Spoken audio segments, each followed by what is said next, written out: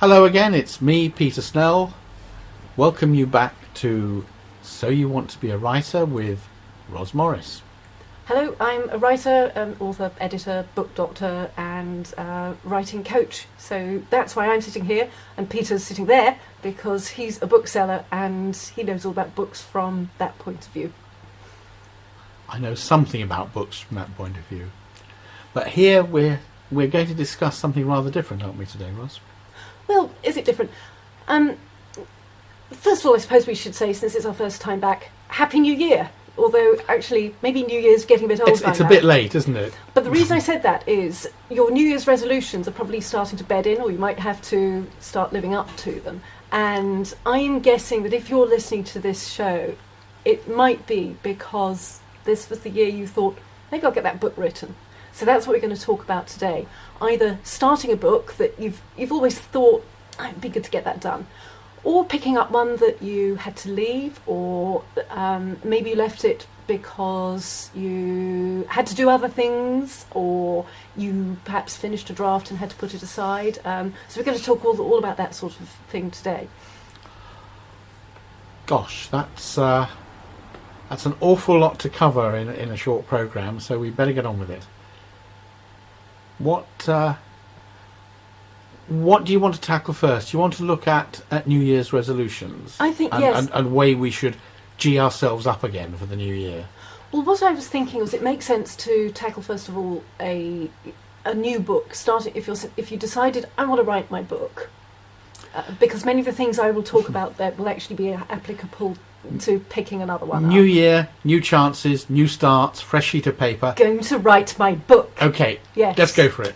Okay, well, the first thing to do is you probably won't be able to just dive in and start the manuscript. In fact, it's a mistake to try and do that because you'll get very lost.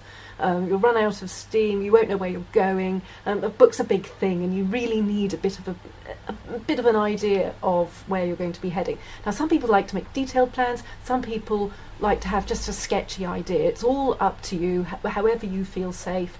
But if you don't make any kind of plan at all, then the saying goes that you're planning to fail, and that probably does hold true, particularly for writing a book, because books are really long.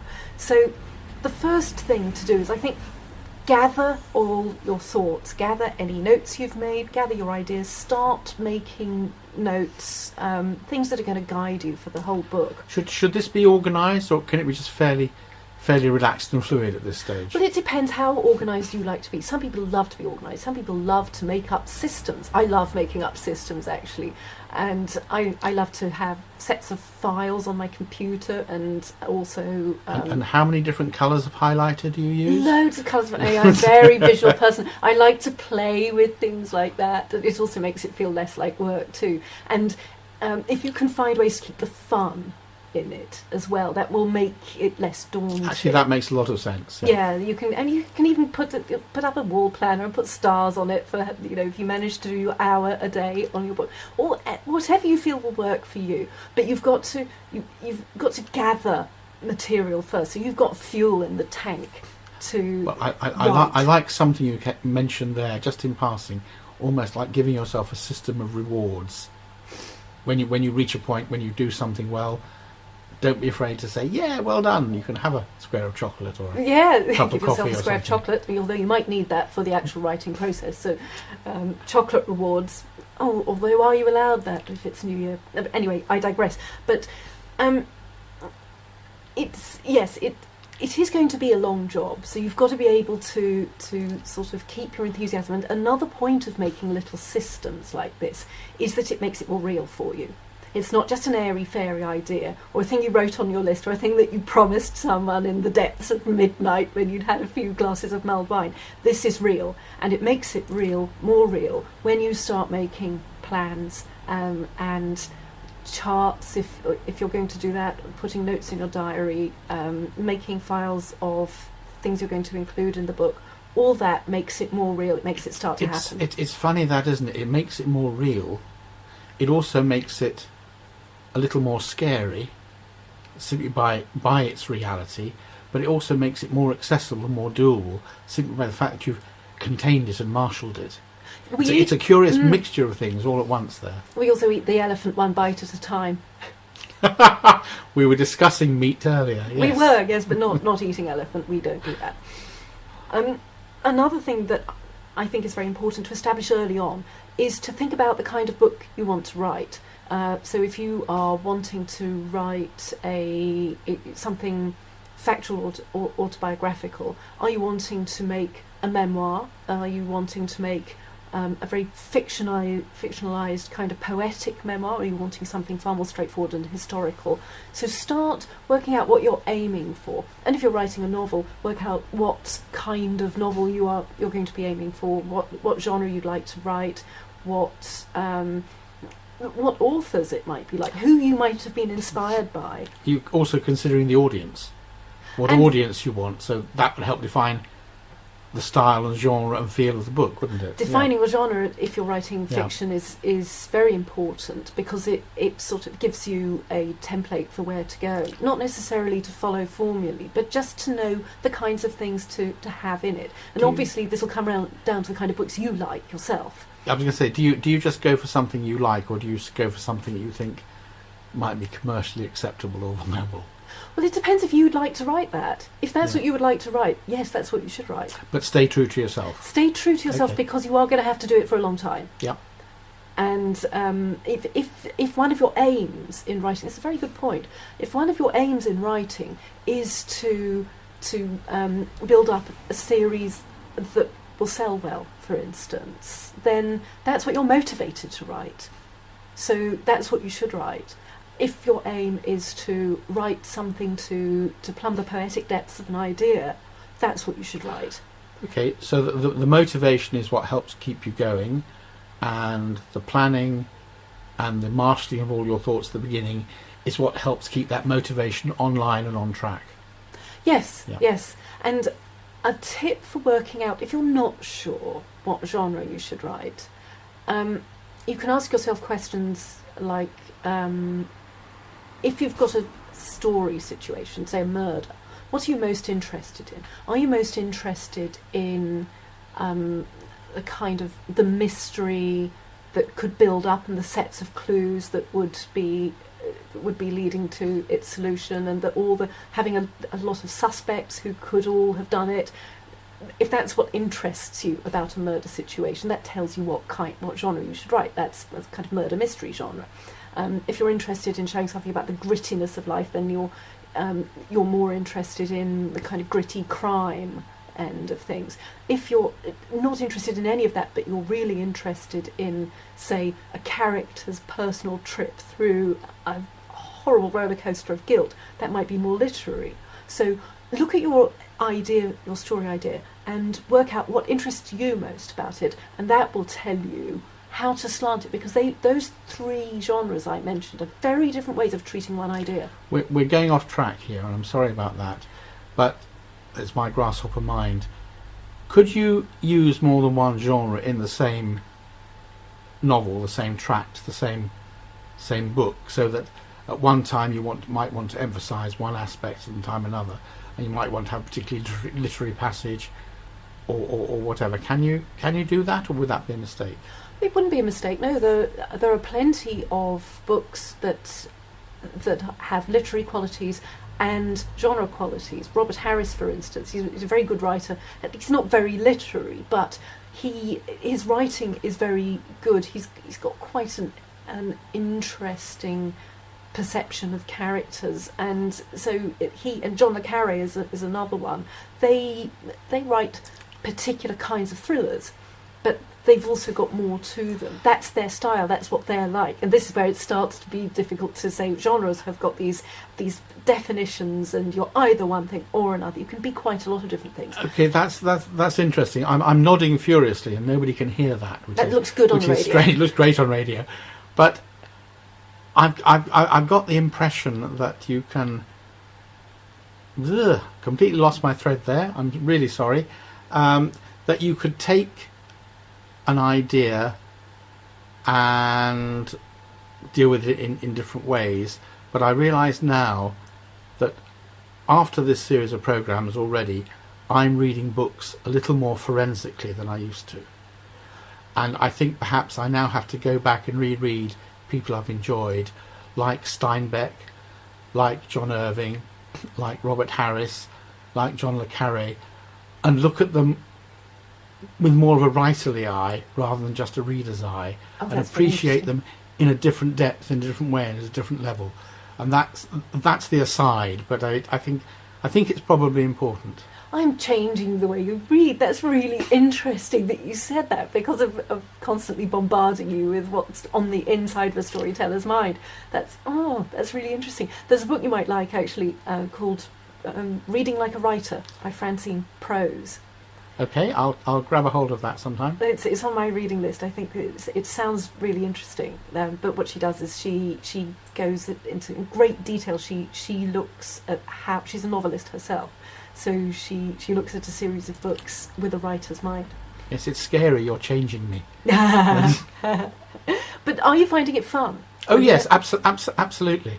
Because people often ask me, does it spoil a book to look at it like that? And I don't think it does at all, because I've always read this way. I've always read with curiosity for how something was done, at the same time as being totally immersed and impressed by what the writer, by the writer's, not just by, I was going to say the storytelling, but what I mean is I'm still accepting the book on an entertainment level as well. I've always enjoyed a book on the entertainment level, and I've sometimes really appreciated the craft, but now I'm looking more at the tricks, the device, the structure, the skeleton, the overall picture, the methods, the techniques being employed, the techniques, exactly. Yes.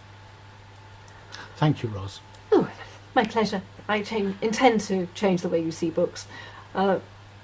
Another thing I was going to say was get material to inspire you, because you'll probably you'll start getting ideas, and you'll want to sort of get more ideas. So you need kind of touchstones that... You mean like a mood board or something? Yes, like a mood board, or music that inspires you, or other books that will sort of get you a few more ideas into your head. So there's a great resource on the internet, the Undercover Soundtrack. I don't know if you've come across that.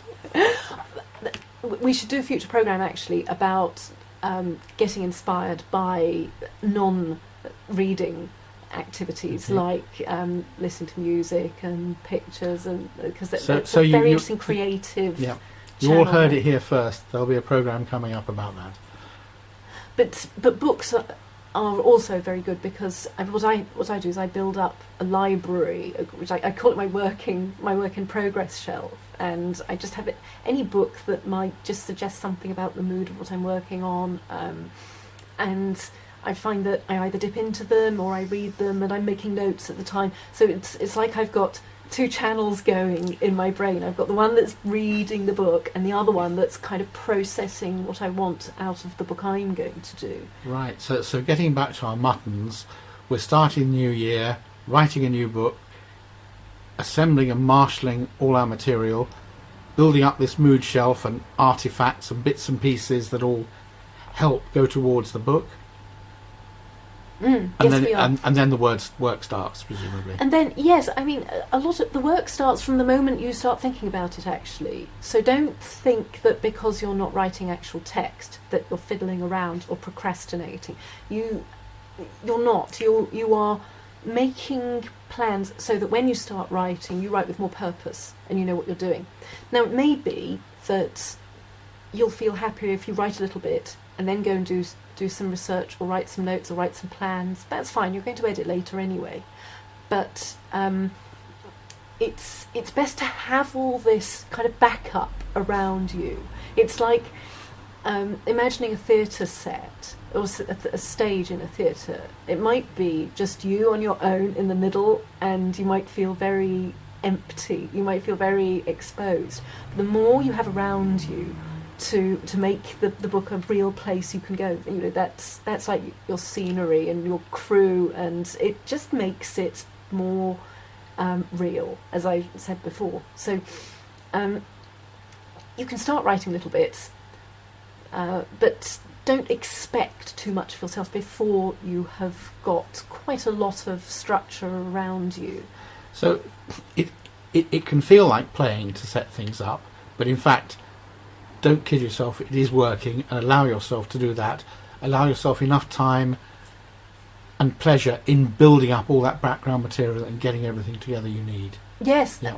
there's two important points here. One is that play, this word play, the way that we learn things most easily, especially when we're young, is by playing. It's by Yep. following our interest. It's by following what catches our attention. And the other thing is that if this is your New Year resolution to write a book, you've probably never done it before. So you've got to find ways that will work for you. People who write books and have done it before have already worked this out. So this is another reason why you can ease yourself in with these activities, and they might seem like they're trivial or not actually getting your 1,000 words done, but they are easing you in so that you can do it. Okay, that's all making a lot of sense. I'm getting quite excited about this, actually. It all sounds like good fun. I remember 2-3 months ago we did a programme about NaNoWriMo. So presumably there are a lot of people with 50 to 60,000 words sitting around now.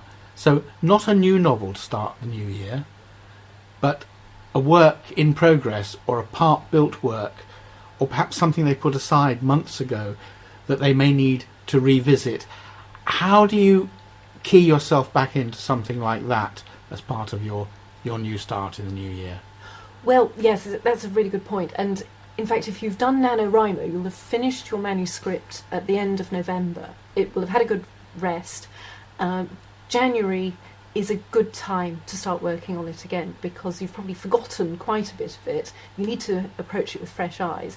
And you then need to get into it. The biggest problem is getting it loaded in your mind so that it's as familiar as it was when you left it, when you put it aside. So you have to reread it and we'll and go come on to yeah, that, but okay. it is really difficult, and there's a big problem, and that is that when you look at your files again, it will probably be a bit of a shock, because it won't quite live up to your expectations. Now, Surely not. with this happens to everybody. Now, I have chosen a piece of music this week that is going to illustrate this. Are you going to introduce it then? I am. It's by the Portsmouth Sinfonia. Now, I'm not going to say anything about it at the moment. If you know the Portsmouth Sinfonia, you know what you're going to be listening to. If you don't, just sit back and enjoy. Well, I don't think I can ever watch 2001: A Space Odyssey again with quite the same degree of whatever. Oh God, the first time I ever heard that, I was driving and I nearly crashed. I didn't know what it was going to be. And It certainly sounded as if you were crashing. honestly, well, you might want a bit of background on what the Portsmouth Sinfonia is. It's a band, a sort of ensemble set up in the 1970s, and the point is it's musicians or non-musicians playing instruments they don't know how to play. And when you write a first draft, you are usually writing something you don't yet know properly or very well. And I often find, and most writers I know find, that when they read through a manuscript, it's like there's this huge gap between their expectation and what's actually come out. And there'll be bits that are good, but there'll be far more that they notice that are just not as good as they thought. And if you're not prepared for this, then it can really put you off. You might think, oh God, I'll never get it right. But actually, everybody goes through this. I'd never thought that Bach and Strauss and Mozart's first drafts might be full of dissonances. But yeah, perhaps you're right. Well, I've no idea what musicians go through, but with books, there is so much to get right that you can't get it all right at once. You've got to learn the characters, you've got to learn the plot, you've got to learn the background, and then you've got to learn how to handle it. And by the time you've done that, you've written so much that you've got better at it. Well, also Is that the idea? when you write a first draft, and we're talking here about taking something you've started and maybe not finished, or something that you've finished but it's rough, it was a first go, there is just too much to get right at once, and you're usually feeling away. Unless you've managed to do quite a lot of planning and you know your craft extremely well, then the chances are your first draft will sound like the Portsmouth Sinfonia. And it's normal. It is normal for it to do that. So you shouldn't feel disheartened. No. Okay, that's a cheering thing to know. That's the first lesson. Your first draft will sound like that, and that's all right. If you read your first draft and you think, "Hey, that sounds quite good," presumably you're not a particularly good critic. You never know. There might be bits that are good, but the big thing that puts most people off is that they think, "Oh God, I wished I could run, but I can only walk." Especially the older you are, the more difficult it is to learn something for the first time and to be bad at it and to get through the stage of being bad at it. But with books, just as all writers are beginners, all books are beginners at some stage, and there will be points where they feel like that, and that's the real reason why I played that track, because I wanted to show this is a normal part of the creative process. I've still got it ringing in my ears. I have actually. to, and I'm finding it hard to keep it together. And I hope your listeners out there can accept it wasn't intended as torture. At least it was short.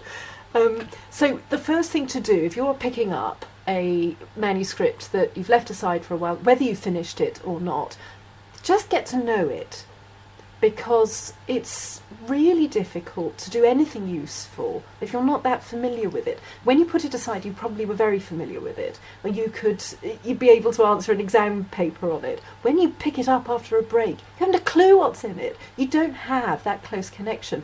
And I've got this situation right now because I'm getting back into my third novel, Everrest, and I've got a draft, and I've been having lots of ideas written, writing them down. I've got a complete snowdrift of notes that I'm eager to get to, but I know I actually don't know the novel anymore. So the first thing I've got to do is to just read it.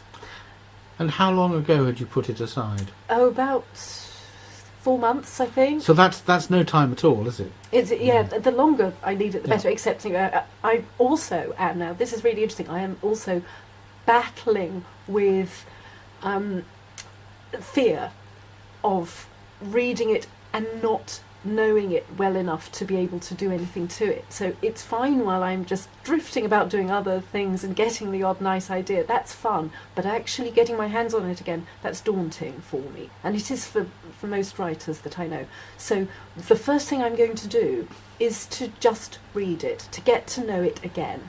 That's refreshing to know. And you've got 15 or so books behind you, and you still have this moment when you realise you've got to tackle it again, and you've got to relearn your own work. You have to. That's the phrase. You have to relearn your own work, and you can't do anything useful to it until you know it again. So just read it first. Just read. If you do get ideas for things to do, start a computer file. Open a page. This is where you make these side notes and all sorts of things. Notes. Yes. Don't change anything, because you won't be doing anything useful.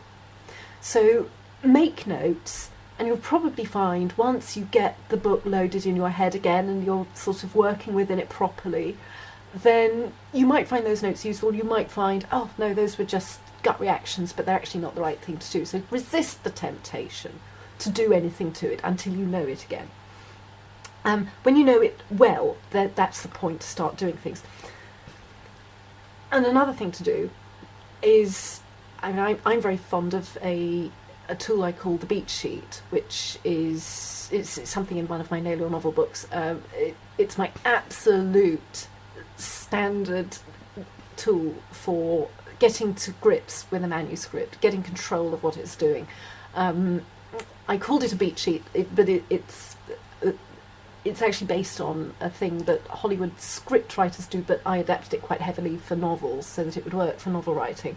But what I do is I read through every scene in the book, and I make a list of the purpose of each scene, why it's there. So it'll be something like introduce a character, introduce a place, show a discovery happening, all those sorts of things. That helps me just grasp.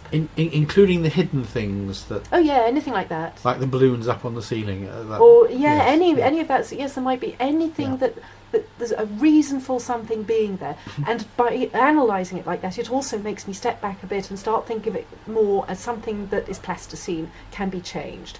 And if you do something like that, then it also helps you gain control.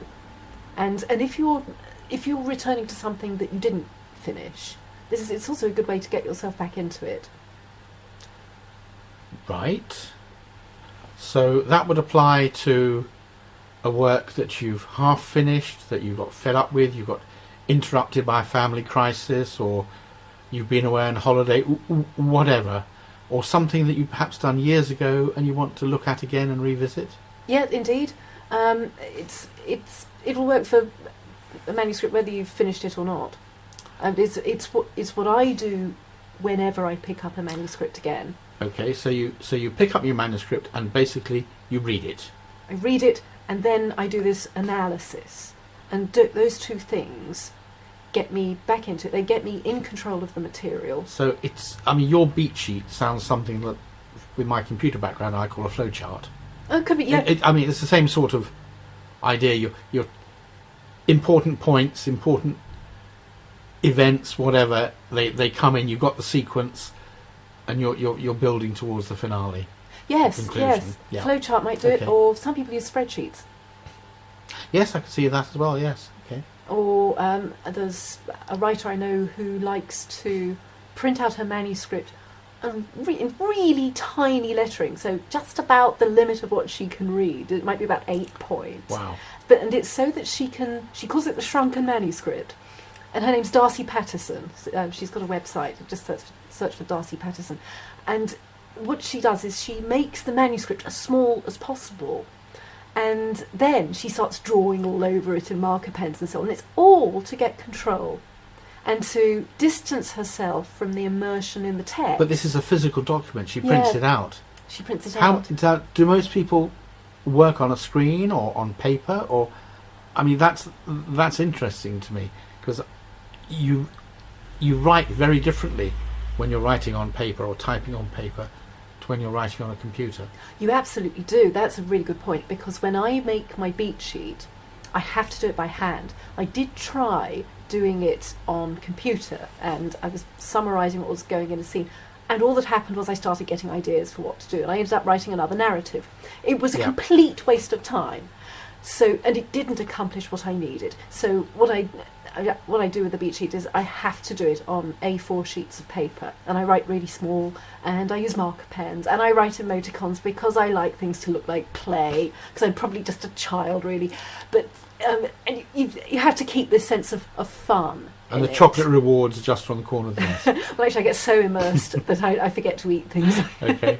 But yes, you have to find what works for you. Some people can do very well if they use computer tools for these summary kind of plans. But it's such a different technique.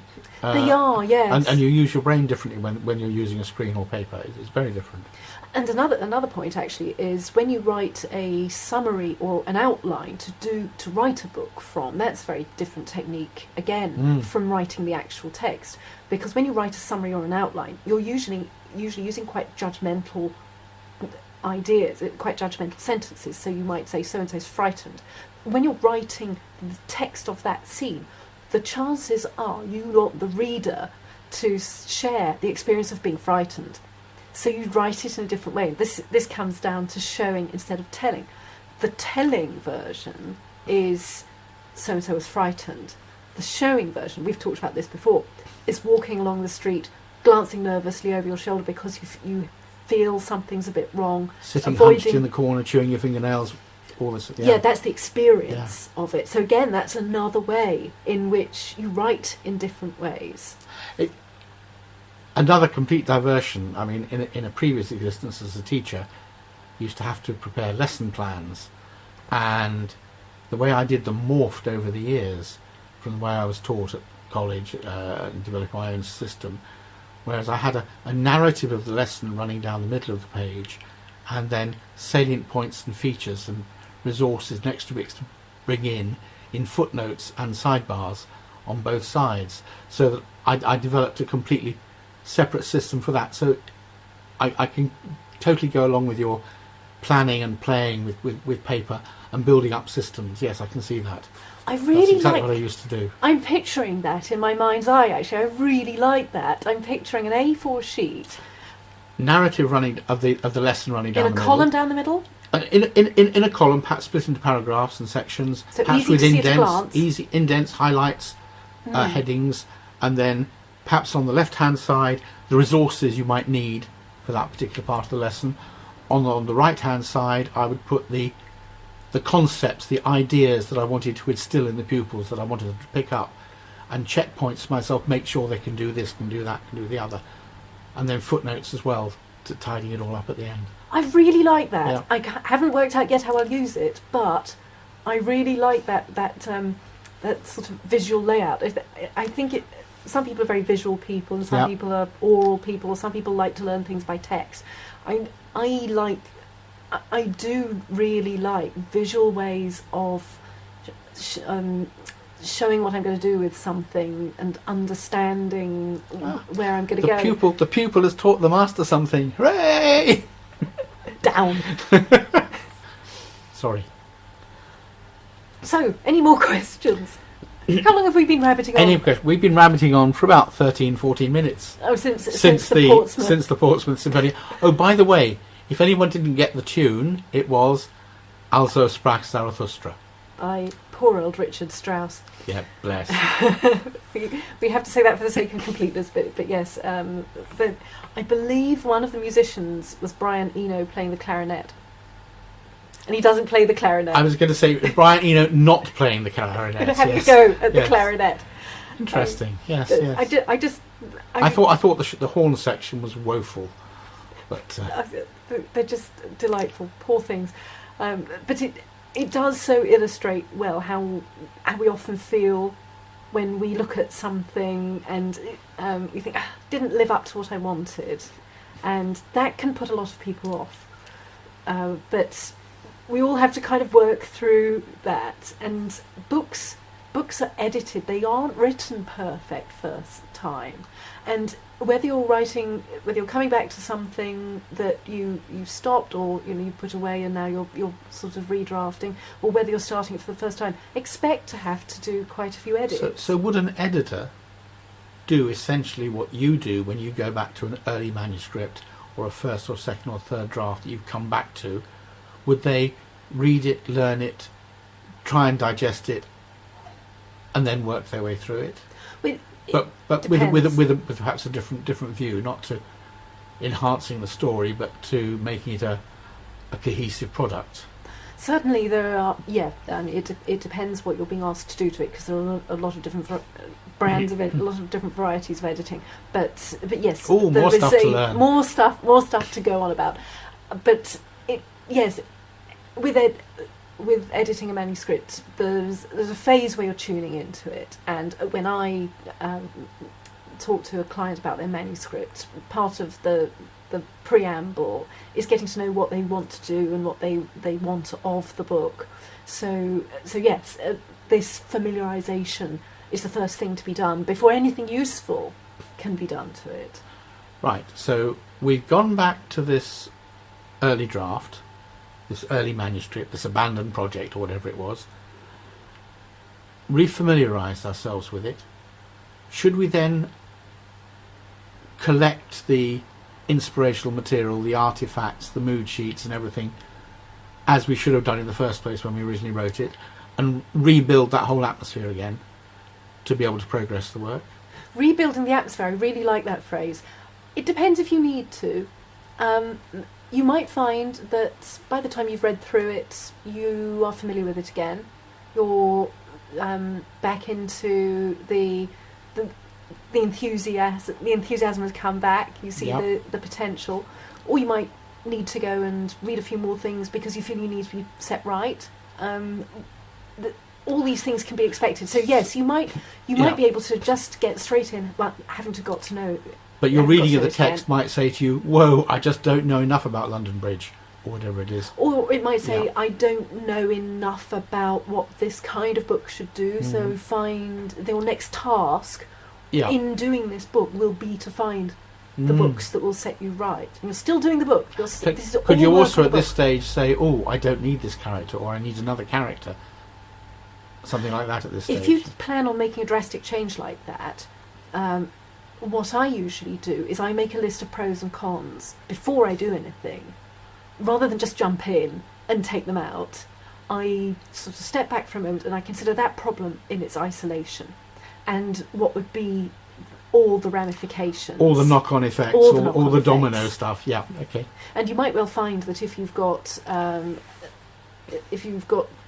too many characters and they're sort of, and you can't tie up all the stories, you might find it best to split one character into two and give them and make them sort of subplots that are more in the background. That may work, but don't do it until you've thought about it properly. Or you might find that you would get one stronger character if you put two together. And again, think about that kind of drastic change before you actually do it. But this Right. is all play. You have to playing. It's serious playing. Okay, I think my head's getting close to bursting point again.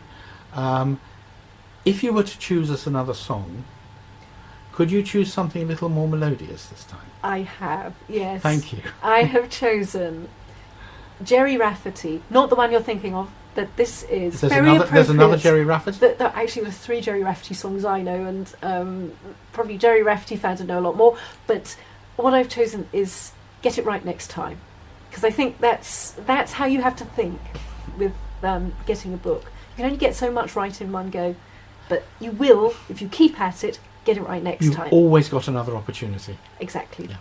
Well, I think that's it for today.